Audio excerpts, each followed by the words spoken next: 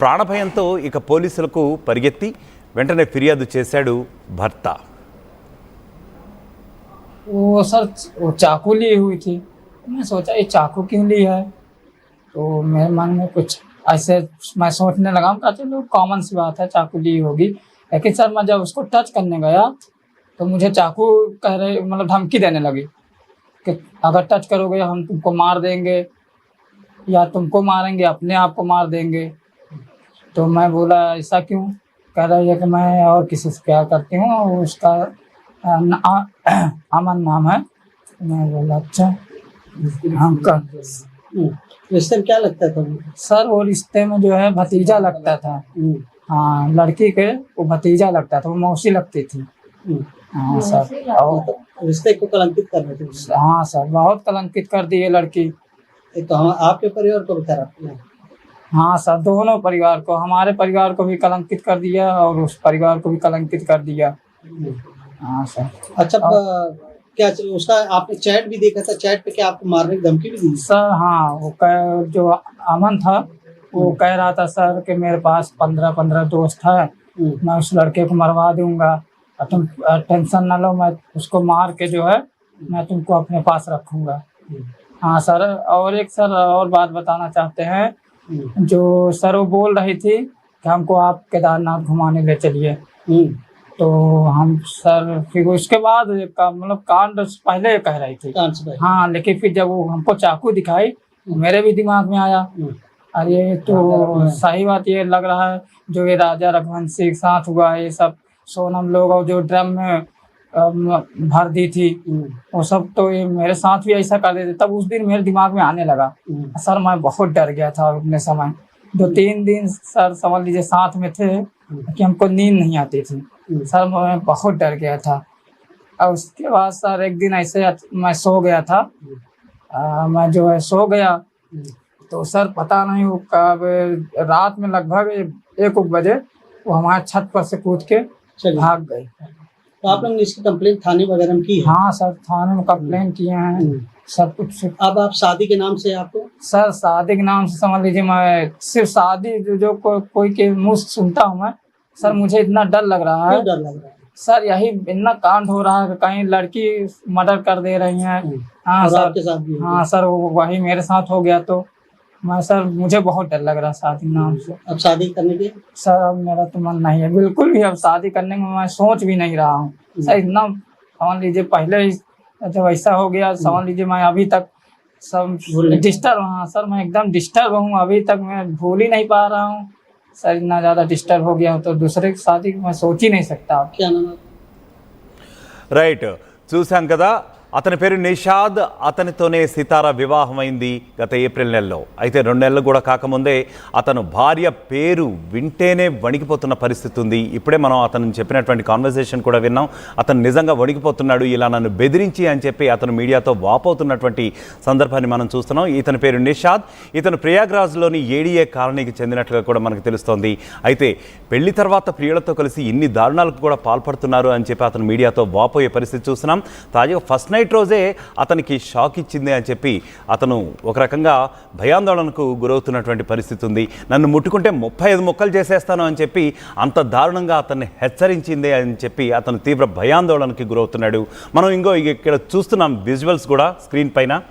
ఆమె యాక్చువల్గా పెళ్ళైన తర్వాత ఆమె ఎంతమాత్రం కూడా అత్తారింట్లో ఉండకుండా ఖచ్చితంగా నేను అమనాస్తిని, నేను అతనికి మాత్రమే హక్కు, నాపై చేయి వేసే హక్కు అతనికి మాత్రమే ఉంది, నేను నీతో ఉండదలుచుకోలేదు, కాపురం చేయదలుచుకోలేదు అని చెప్పి నిర్దాక్షిణ్యంగా ఫస్ట్ నైట్ రోజే చెప్పేసి ఆమె అక్కడి నుంచి వెళ్ళిపోతున్న దృశ్యాలు మనం ఇప్పుడు ఆర్టీవీ స్క్రీన్పై చూస్తున్నాం.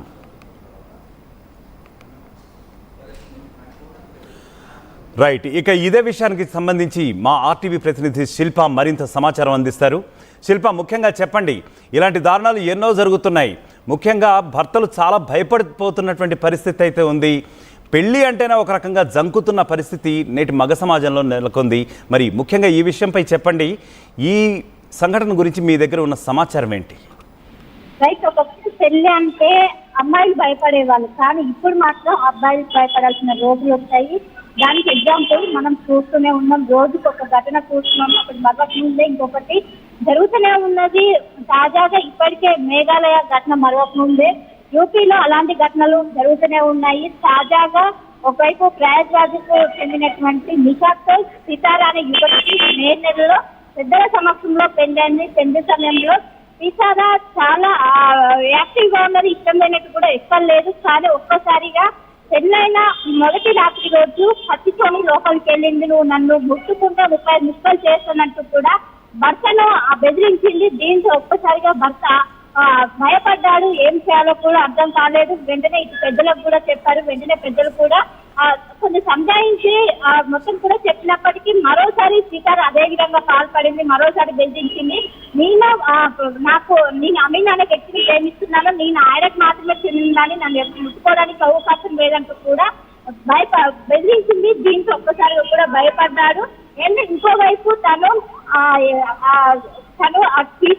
ఏదైనా తీసుకెళ్లాలని కూడా ఒకవైపు కోరింది. దీంతో అప్పుడే హాట్ టాపిక్ గా ఒకవైపు మేఘాలయది అప్పుడు హాట్ టాపిక్ గా మారింది. దీంతో అలర్ట్ అయినటువంటి నిషాద్ ని తీసుకెళ్లనంటూ కూడా ఆయన చెప్పుకుంటూ వచ్చారు. ఎందుకంటే అది గుర్తుకొచ్చింది, అక్కడ తీసుకెళ్లి చంపిన వార్తలు కూడా అప్పుడు వైరల్ కావడంతో అలా కూడా చేసే అవకాశం ఉండడంతో నేను లేదు మెల్లమెల్ల వెళ్దామంటూ కూడా వాళ్ళు చెప్పుకుంటూ వచ్చారు. కానీ ఒక్కసారిగా సీతారా అమీన్ అనే వ్యక్తితో వెళ్ళిపోయింది. వర్షాలు ఇలాంటి ఘటనలు జరుగుతూనే ఉన్నాయి, ఒకటి మరొక ముందు ఇంకొకటి.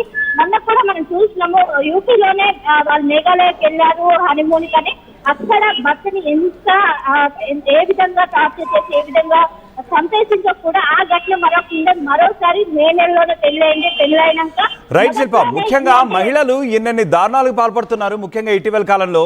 మరి ముఖ్యంగా సైకాలజిస్టులు ఏమంటున్నారు, ప్రజలు ఏమంటున్నారు, అసలు what exactly is happening in the society అని చెప్పి?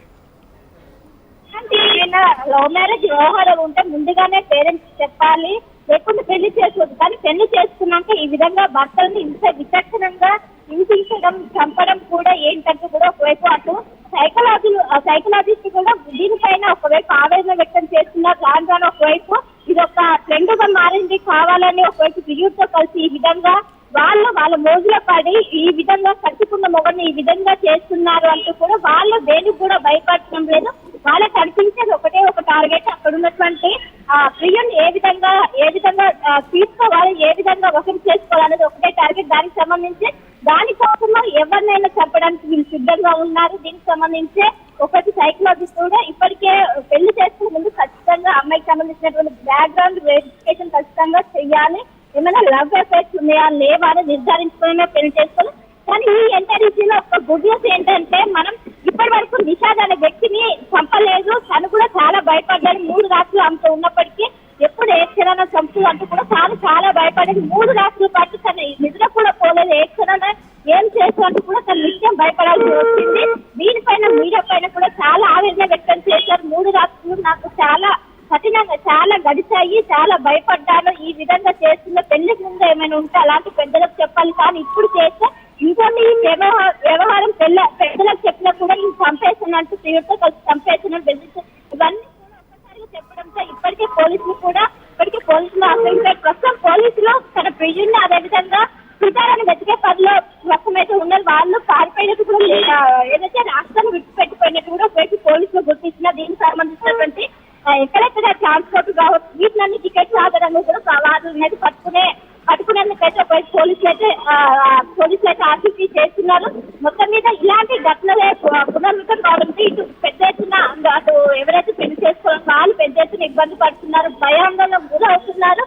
పెళ్లి అంటే అమ్మో అన్న సిచ్యువేషన్ అయితే ప్రస్తుతం వచ్చింది. ఒకప్పుడు ఇది అమ్మాయిలకు ఉండదు, కానీ ఇప్పుడు రాను అబ్బాయిలకు మారింది. ఇలాంటి ఘటనలే ఒకవైపు ప్రియంతో కలిసి ఈ విధంగా కట్టుకున్న భర్తను చేయడం వల్ల పెద్ద ఎత్తున ఇటు చాలా మంది కూడా భయపడుతున్నారు. Right Shilpa, thank you. మొత్తానికి పెళ్ళిళ్ళు అవుతున్నాయి, పెళ్ళిళ్ళలో చాలా ప్రమాణాలు కూడా చేస్తున్నారు. అయినప్పటికీ కూడా భర్త ముందర ఎంతో ధైర్యంగా, అది కూడా ఫస్ట్ నైట్ రోజే నేను వేరేవాడి ఆస్తిని అతనికి మాత్రమే నా మీద చెయ్యేసే హక్కు ఉందని చెప్పి చాలా ధైర్యంగా ఆ మహిళ చెప్పింది. అంటే నిజంగా సమాజం ముక్కును వేలేసుకునేటటువంటి పరిస్థితి అయితే